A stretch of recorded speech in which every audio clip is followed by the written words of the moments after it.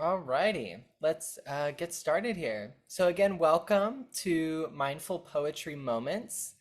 This is our second gathering of mindful poetry during National Poetry Month.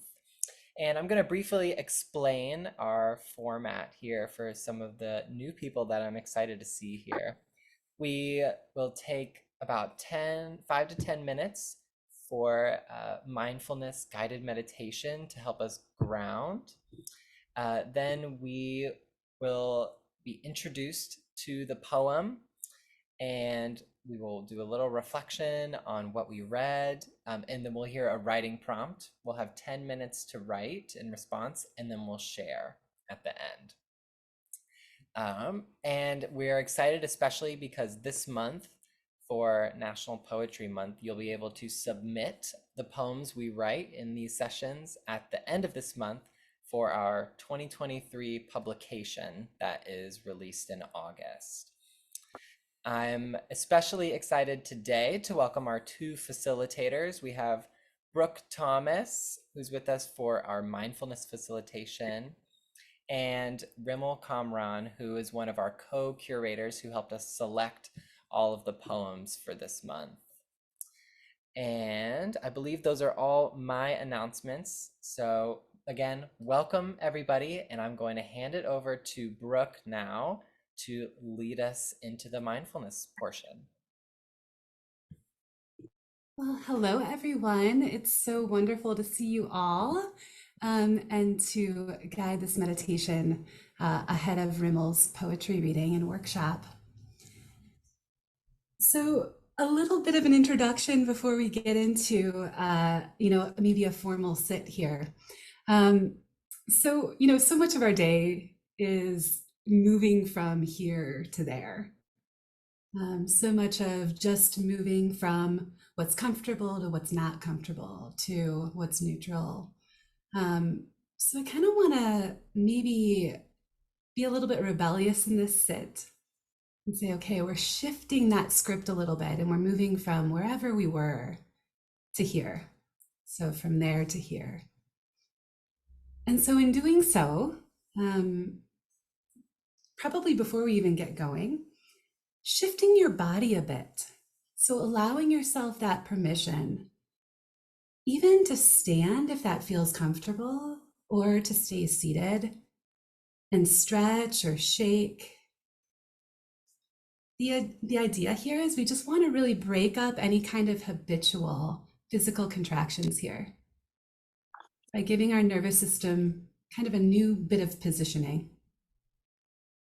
So actually take a few moments here to do this, whatever feels comfortable, just slight movement, start stretching.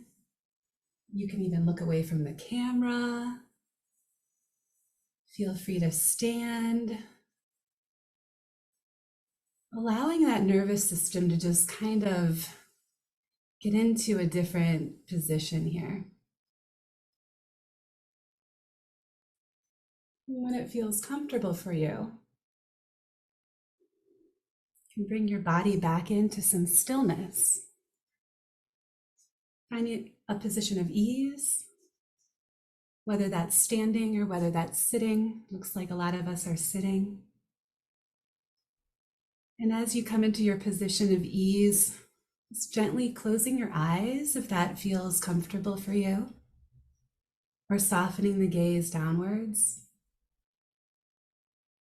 And I'll use the sound of a bell here to begin and end our practice together.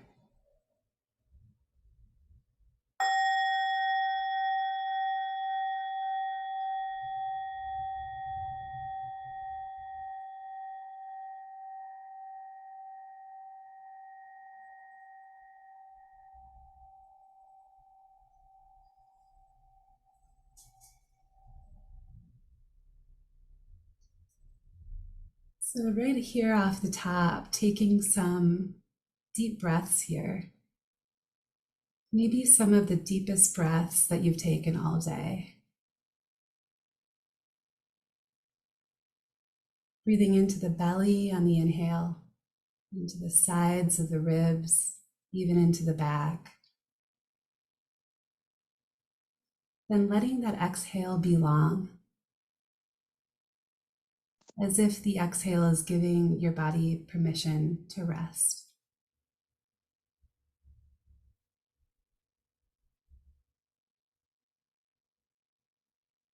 On the inhale, just bring a bit of alertness to the body. Yet on the exhale, allowing your body to be soft, allowing your body to be held, to be supported by the ground, by the seat.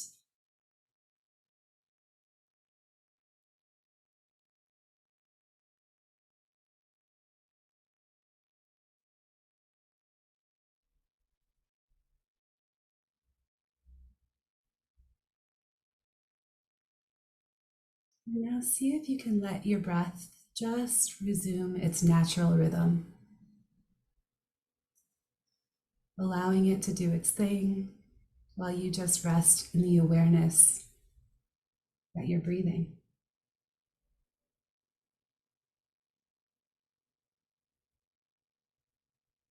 Allowing yourself to just be here with your breath as it is in this moment, not needing to control it.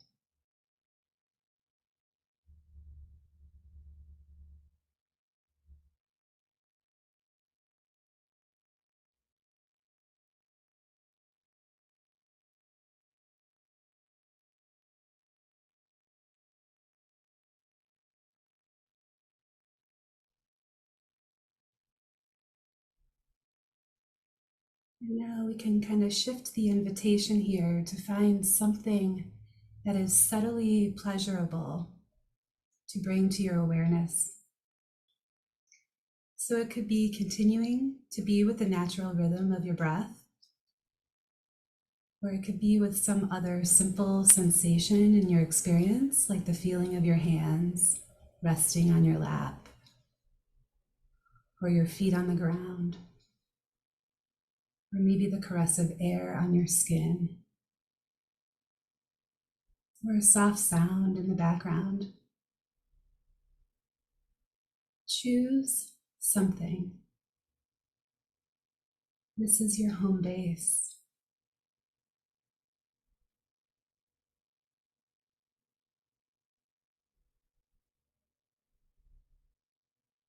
And start to just kind of softly and gently sink into your home base.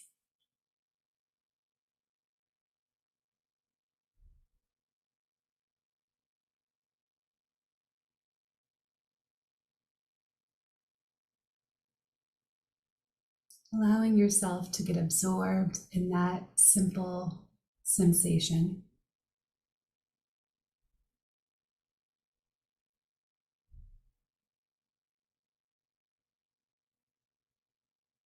And of course, if you get distracted, that's fine. Just good-naturedly come on back.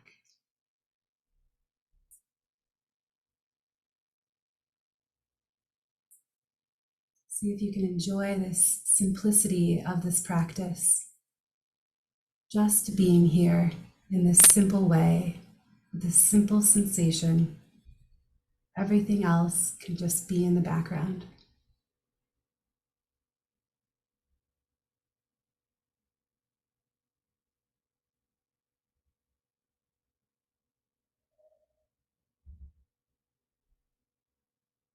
Trusting that you are getting nourishment here.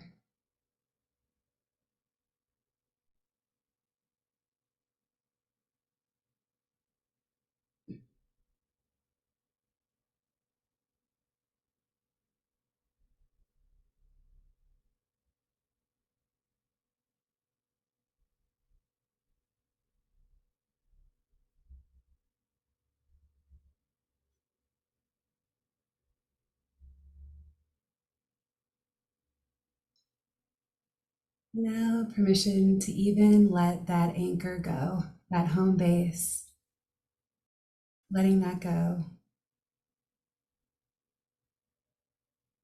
Resting in the present, just as it is.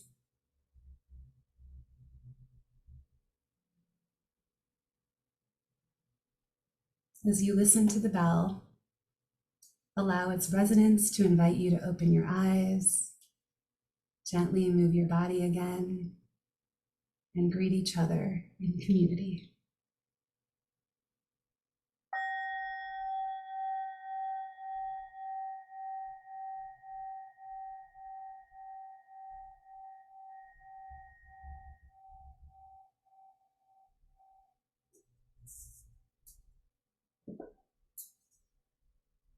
Thank you, everyone. And Rimel, I'm going to go ahead and hand it over to you. Thank you. Thank you so much, Ms. Thomas, for that beautiful mindfulness session. It felt so nice just after a long day to sit down and just really focus on my presence, to focus on my breath. So thank you so much. Before I begin, I would also like to say thank you so much to Bryce and Stacy for everything that they have done as well to organize mindful poetry moments. And of course, my wonderful co-curator and partner in rhyme, Leora Kava. I'm really excited to be here with all of you today. It's such an honor to just share this space with all of you and just to listen to each of your creative voices. So if Bryce, could you put the poem on the screen, please? Thank you. So the poem that we will be exploring today is called Pronunciation by Leora Kava. And Leora Kava, she is a Hafekasi poet of mixed Tongan and Palangi descent. And I'm really excited to share this poem with you. Once I do a read through of it, I'll make sure to just kind of share a little bit of why I selected this poem and just to hear your thoughts as well. So as I read, please feel free to share any initial thoughts, initial questions, emotions, or feelings that just come to mind as I read, and you can feel free to share this in the chat. Pronunciation. For now, we speak only in brooms, sweeping sand across the teeth of concrete slabs. We brush and repeat. Each stone syllable of the clearing where our great-grandparents are buried. Some words for memory are always here, sounded out by the ant feet, hefting sand, grit, and glitter homes, fanlight over the blue tongues of plastic flowers. The weeds will try to cover all the other ways of saying history. But our pronunciation begins with the clearing we make in our bodies first, where the broom handle widens the O's in the mouth of our hands, how we shake open the throat to settle each pile of leaves before burning them.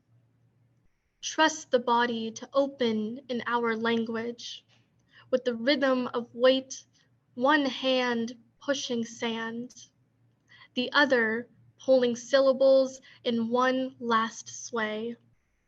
As we close the gate of the Malay, so the trees can better hiss hush at the edge of the ancestor, speaking in all our names. I would like to share a few words by Kava herself on the meaning and purpose behind this poem.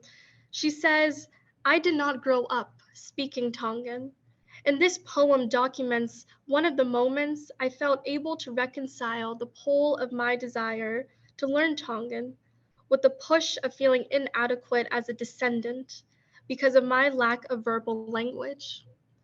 Everyday acts of care became lessons that helped my body better pronounce an understanding of the land and culture that holds my ancestors and raised my family. When I first read this poem, I was immediately drawn to it, immediately resonated with me. Both of my parents, they were born and raised in Pakistan, so their first language is Urdu. I am not completely fluent in Urdu. I can speak a couple of words, a couple of phrases. But because of this, I often feel a little bit worried, or I feel a little inadequate in that I can't completely say my mother tongue. But I've slowly learned that it's those everyday moments, those everyday acts of care that can allow me to pronounce my culture in a way that's personal to me, such as eating traditional Pakistani foods or wearing traditional Pakistani jewelry. And I think this is such an important concept of narrative and storytelling, how our everyday moments, even if they're the smallest moments in our day, they really contribute to our individuality and who we are. So I would love to hear from all of you, just your thoughts on the poem. Maybe what are some ways that you practice self-care and how you believe this contributes to your own personal narrative. I'll also take a look at the chat and see what's in there. Well, this poem makes me think about the loss of tradition and how difficult it is to try to reclaim it at a mature age, let's say. I recently had the experience, my brother-in-law passed away last week, and I was raised in the Catholic Church, but I'm no longer a practicing Catholic. And going through that ceremony made me realize how much I miss the tradition, although I am not willing to go back to it just for the tradition. But there's that loss.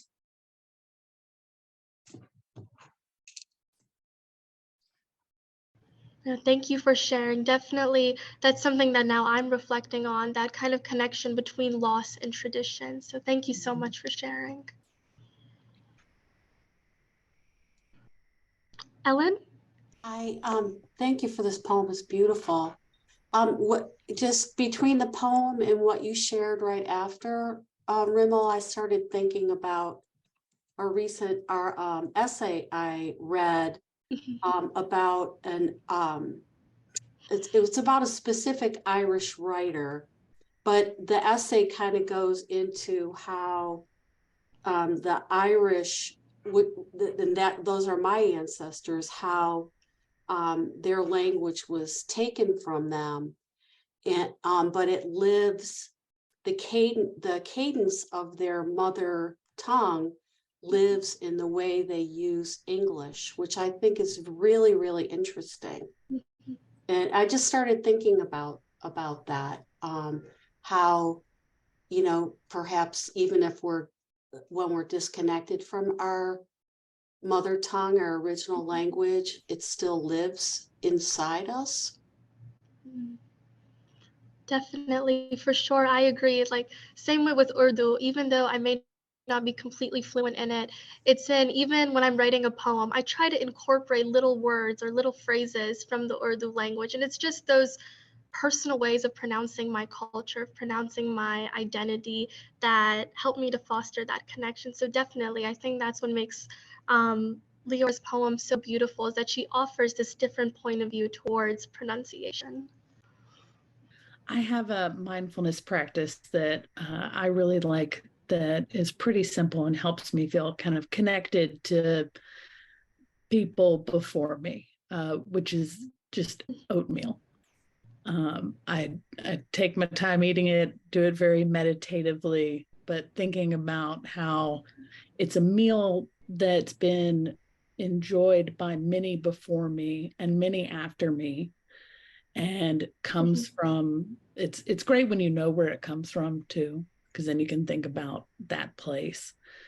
But there is some specific language, because I think it's very much about the body and incorporating, awareness of the body, that I feel was very much well expressed by this poem about trust the body to open in our language with the rhythm of weight.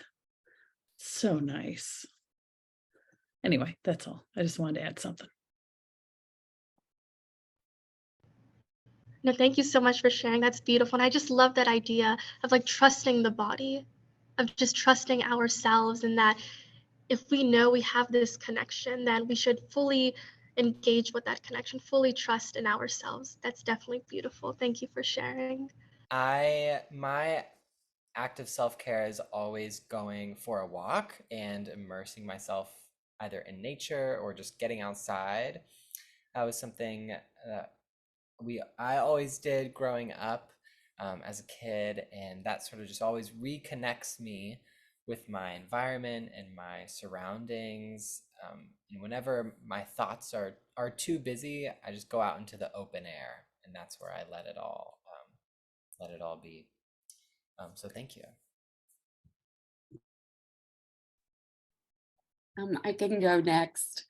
One of the things that came up for me in the poem was culturally in the US, I think sometimes we hide certain origins out of a fear of like rejection, and the embracing of the language is like an important step in saying I matter even for the ways that I'm different. I have siblings that are older than me, and my grandparents are Appalachian, Southeast Kentucky, and I feel like they and my parents in moving to Ohio tried to sort of hide their identity. And I find myself being like just far enough away that I'm the one who's like wanting more of it and searching for it all of the time. And I find like, I mean, I was raised around my Appalachian grandparents as much as they were, but I find like there are phrases that my grandparents would say that were very story based. Like you would just say like a phrase of the story and it would recall the whole story that everyone knew. And I find that my older siblings don't embrace some of those phrases, and that when I say them, they kind of light up. And it's like it's still there. It's just that if you're not around it all the time, it's easy to learn to like press down certain phrases, because I think that where I come from, there's a lot of hyperbole, big storytelling, you know, phrases that are, you know, a little over the top. And as a poet, man, that's like my favorite stuff. I love it. So I think sometimes it is like integrating to just be like, oh, if you don't know the story, I'm going to go ahead and tell it to you because I want to use this phrase. I want to be my full identity and my full self. I would also say that my grandparents took beauty very seriously. My mama was a huge maker of quilts and food. And I think that she pursued beauty hard all the time. And that's the best self-care for me, is pursuing beauty. I need to, if it's outdoors or animals or art, I need to see beauty on a regular basis. That's my best self-care. Thank you so much for sharing. That was absolutely beautiful. And I just love that idea of how language itself, like certain phrases, they carry stories within them, and how we may often tend to shy away from our identities, from our cultures. But when we learn to embrace them and see how beautiful our unique selves are, we can really just kind of grow stronger and really unite through that. So thank you for sharing. Is there anyone else who would like to share? Yes. Um, my my self identity is swimming. You know, self care. Mhm. I think swimming definitely, for sure. It's definitely a relieving way just to kind of just let your body kind of just take control, for sure. Definitely. Yes, and Sarah? Sorry. Yeah, I was just, I felt really deeply what you said, Rimmel, about the language of your family. I think about that all the time. My parents are from different places, but both of them seem to have this strong thread of denial of who we are. They're like, my dad was always like, you're not Portuguese, you're American. And then my mom's mom was like, we're not Jewish, we're not Austrian, we're just American white people. And I feel like we're working really hard on recapturing some of that. I like worked really hard on studying Portuguese, and my embarrassment isn't like everyone else criticizing it. It's my dad being like, why are you doing that? That's, we don't speak Portuguese, we speak English, even though the man speaks Portuguese. So his mother like wasn't born in Portugal, like, you know. So I think that's one thing. And then my mom currently is planning this huge trip to Austria to kind of find her Jewish roots. And And there was recently a poetry experience here in Venice. I live in Los Angeles, and it was called Poetry in Non-English, and there was a woman there reading in Vietnamese in the most halting way, and she said, "Please forgive me as I'm gonna cry as I say it now." She said, "Please forgive me as I attempt to relearn my mother's tongue," and it was just the most beautiful expression of embracing all your multitudes and remembering where you're from. And so I just love so much how you started out this discussion, Rimel, because I feel it very deeply. No, thank you so much for sharing. I mean, everything you shared definitely it resonates very closely with me. So thank you so much.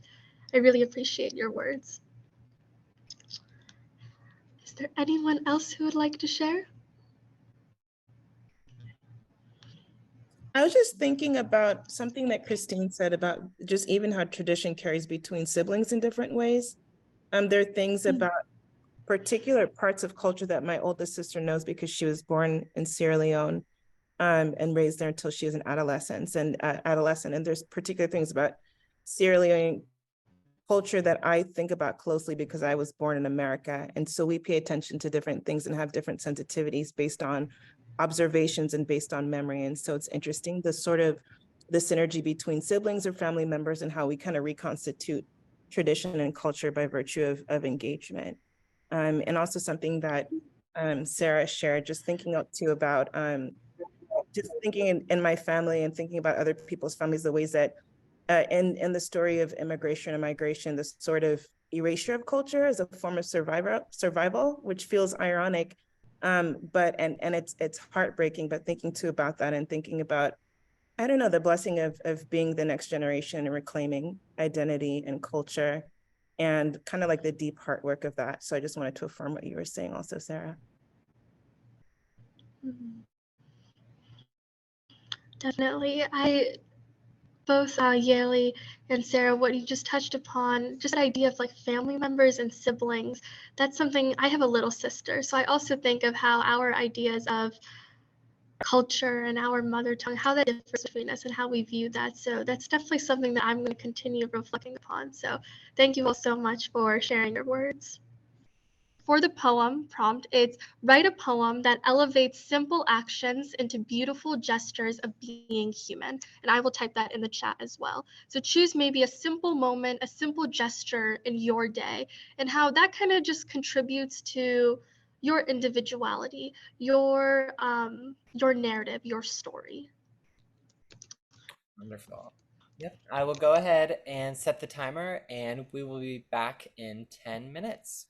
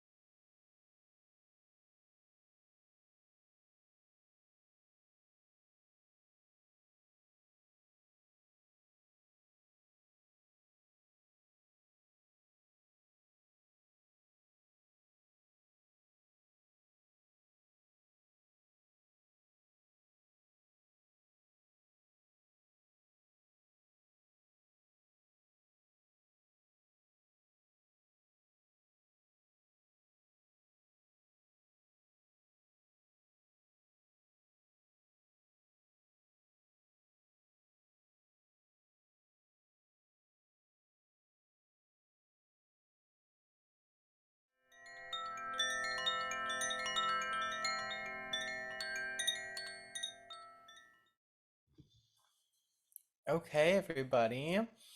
You could make your last punctuations and we'll start to make your way back to the circle. And I think Rimel is going to do, we're going to do some brief writing reflection, and then we'll jump into sharing our poems. So I'll hand it over to Rimel.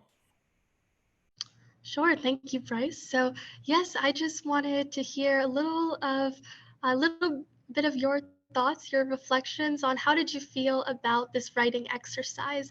How did it feel to just maybe take a few minutes to sit down and choose a moment from your day and just simply reflect on it, and how that simple moment contributes to who you think you are. And please feel free to unmute and share, or you can put your thoughts in the chat. But I would love to hear your thoughts. Janet? Yes. Yes. When MK was talking about the oatmeal, it reminded me I similarly do something with tea. So I was thinking about my ritual with tea, and just waking up in the morning and savoring the tea and thinking about the tea and where it came from, and just the day and growing. So it just really inspired me with self-care and around, tea and love for the tea and how it's made. And my husband makes it for me, so that makes it more special.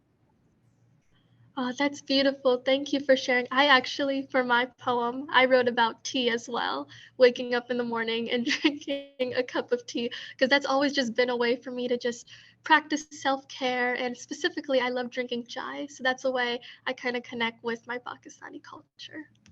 Awesome. Anyone else? Oh, Spencer? Yes, I always like to walk as meditative self-care. I always try to do that every day, every 3 days, around 15 minutes. It really clears my mind, helps me a lot. Definitely, for sure. Walking is a great. Eileen, would you like to go? Okay. Eileen? Can you hear me? Yes. It made me realize I'm still confused.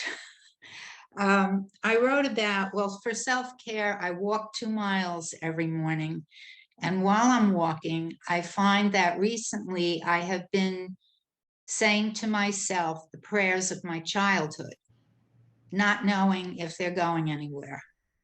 But somehow I find this comforting.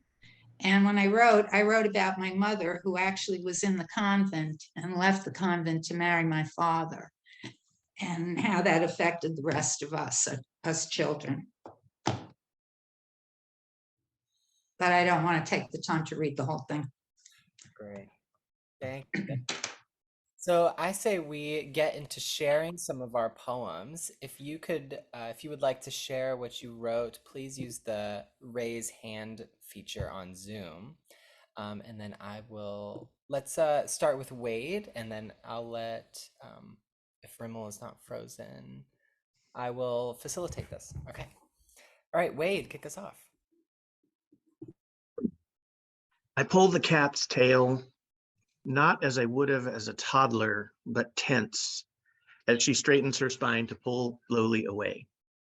The cat dips around to dive under my hand. There's no space, I think, as I run the back of my fingers over her head and along her back. Then again. The cat twists, leaving me just her tail, which I slowly take up, providing just enough resistance as if I will never let go. She will do this as many times as I can keep focus. As soon as I lose track, she keels over on her side, plants her feet upon my thigh, and stretches out as if she could touch the sun.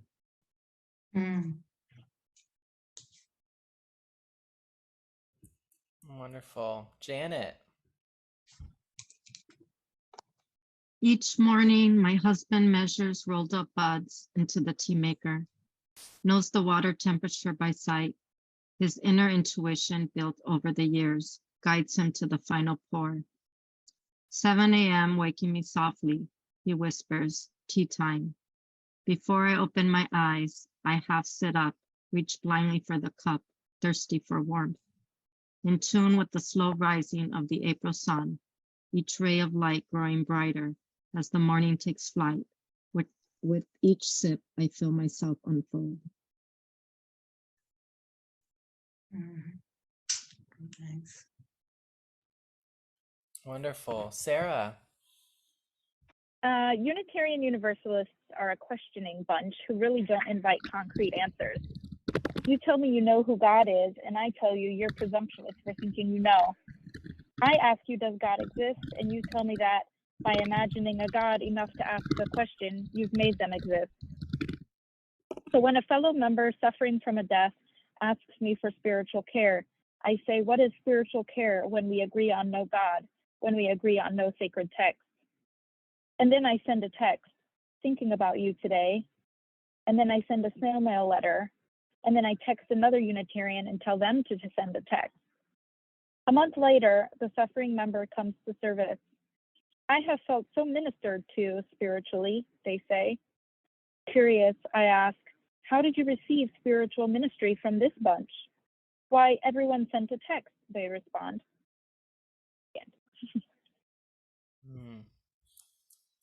Thank you, thank you. And if just for everyone in the room, if something is speaking to you from a phrase or a word, feel free to drop it in the chat that you hear. Brooke. Thank you. The breath, the common denominator of the living, the reminder that we are all the same. The tempo and the rhythm, the length of our breath, both in the moment and throughout our days. So different than the one who sits next to us. The breath, our common humanity. The tempo, our uncommon beauty. May each of our rhythms be honored as we breathe and dance together.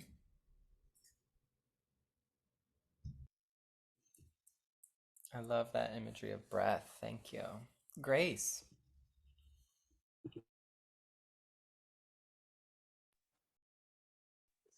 Sorry, I'm using a different device, so it's different. Okay, I titled my poem Just Because.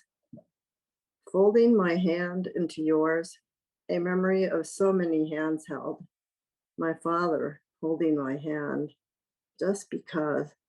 My children holding my hand, just because. You, just because.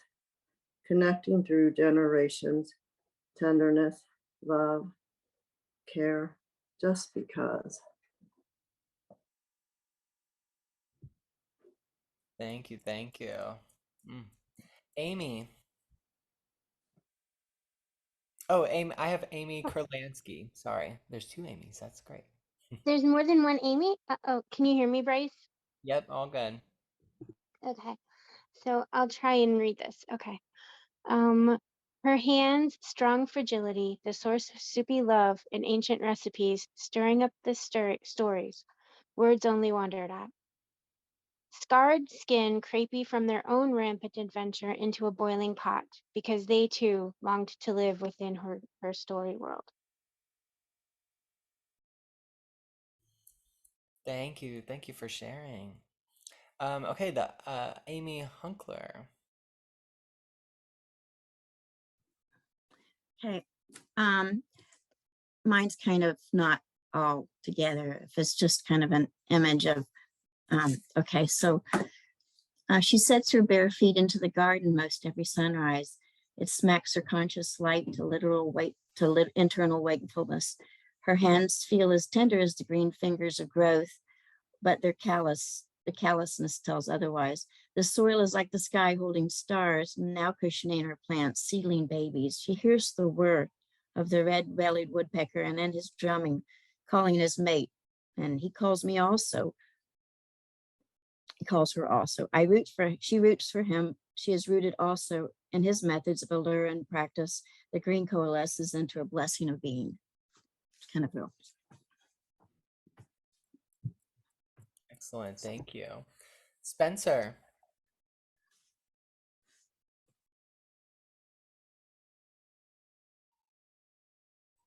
Hello, can you hear me? Yeah, hear you all right. Okay, this is what I have. Just being great human. will be elevated gesture. Come here, child. I'll dry your tears.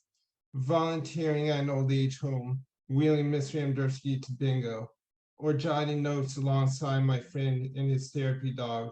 Just being great humans elevate simple actions. Lovely, lovely. Thank you. Thank you. Elena. Hi, everybody. Thank you for the beautiful poem, Rimmel, and the meditation. You know, breathing, I don't take breathing for granted, so it was very important to go through that. Here's what I wrote.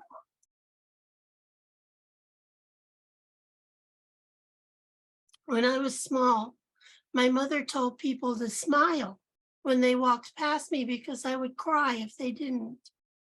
One of my auntie's many stories of the mother I lost at 5 years old. Smiling is my calling card, a way to connect with friends and strangers. I have to be in a horrible mood not to smile. Smiling feels like sunrise. It can be superficial or sublime. When I was young and pretty, it got me in sticky situations. Men would follow me. I tried the other approach, developing my New York scowl. Then I heard, smile, beautiful, it's not that bad. Somewhere there was a happy medium. I yearned for a Mona Lisa smile, the Buddha smiles touching the earth. At last in my dotage, I can smile with sweet abandon. Thank you. With sweet abandon. Thank you for sharing. MK. All right. A break to stretch. Reaching backward and then up, fingers extend. The moment is small and soft, but it shifts the weight away.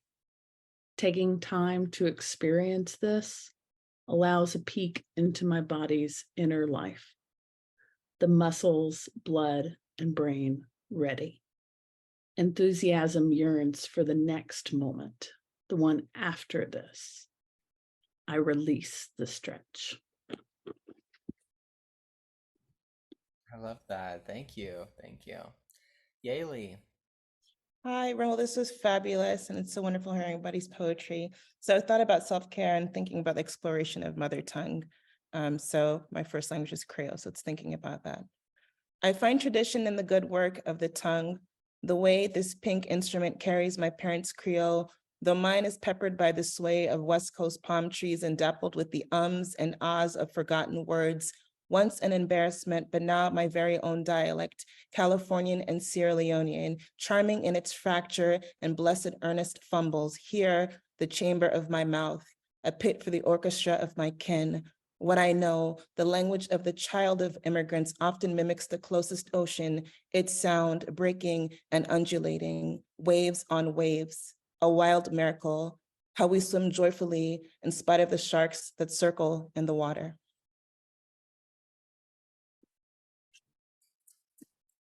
Love that. Lovely, lovely. Thank you, Yaylee. Is there anyone else who would like to share? Rimmel, would you like to share your poem? Sure, sure. Let's see. Hopefully, are you able to hear me? I know my audio has been acting up a lot, so I apologize for that. I only was able to write a few lines, so it's not finished, but I have this so far. My people, my people, my people. We hold stories on our tongues, music on our lips. We sing, we sing, we sing, rhythms clasped in our throats. That's all I have. Thank you. That's great. So thank you so much to everyone for sharing. And to take us out, we will have one last reading of Pronunciation by Leora Kava. And Brooke, would you like to read that now? Yes, wonderful. For now, we speak only in brooms, sweeping sand across the teeth. Of concrete slabs, we brush and repeat each stone syllable of the clearing, where our great grandparents are buried. Some words for memory are always here, sounded out by the ant feet, hefting sand grit and glitter homes, fan light over the blue tongues of plastic flowers. The weeds will try to cover all the other ways of saying history. But our pronunciation begins with the clearing we make in our bodies first, where the broom handle widens, the O's in the mouth of our hands, how we shake open the throat to settle each pile of leaves before burning them. Trust the body to open in our language with the rhythm of weight, one hand pushing sand, the other pulling syllables, in one last sway as we close the gate of the malai, so the trees can better hiss hush at the edge of the ancestor speaking in all our names. Lovely, thank you. Well, thank you again so much to everyone for coming this week. If you check out our events, we have another one next week at the same time. That's 4 to 5 p.m. Eastern. And we'll be with Stacy, who will be leading our mindfulness facilitation, and Samyak, the poet, who will be facilitating us through Possible by Carlina Duan. And all of that information is available on our website. And I will follow up after this if you would like to post your works in progress to our news page. And we will be in touch towards the end of the month with an opportunity to submit your poems for publication, in addition to a crafting session around finessing our final drafts. So again, thank you so much, and everyone have a great rest of your Wednesday. Yes, thank you all so much for joining us today. It was such an honor to hear all of you share your words and share your voices. And I'm excited to see you all next week, hopefully. Thank you. Thank you. Thank you. Thank you so much. Thank you.